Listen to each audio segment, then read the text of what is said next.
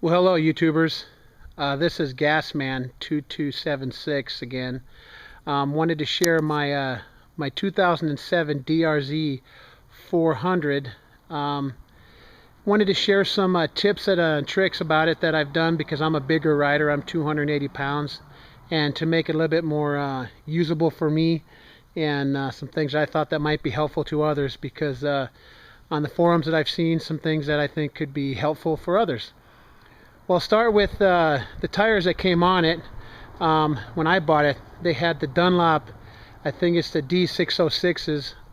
They were a good review, so I decided to keep them. They've been fine for me, and so I've got no complaints with them.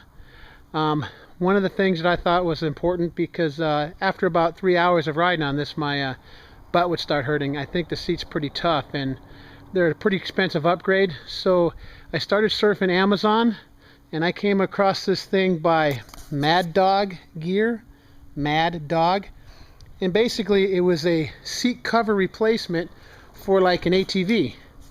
It just straps on under the seat with little clamps, and then you can tighten it to fit just about any size seat. But you can see it don't fit perfectly. But actually, I mean, no one's riding back here, and you're really not up here. So it's been a big help on those rides. It's made a lot better.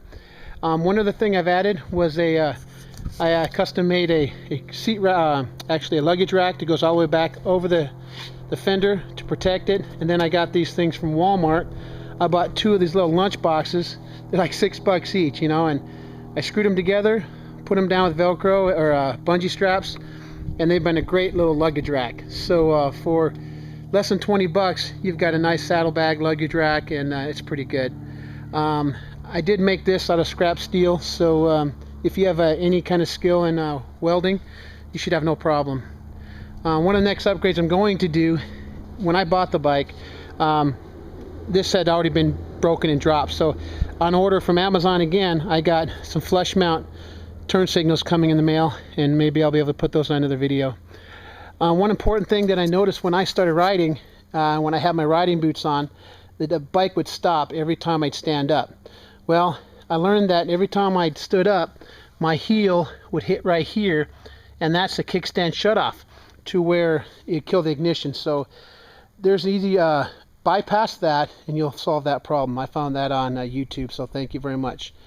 One other thing for the big guy rider, these foot pegs. You can see right here, that's the small stock foot peg. I just got some 1-inch strap, bent it, welded it, and just put grooves in it with a grinder.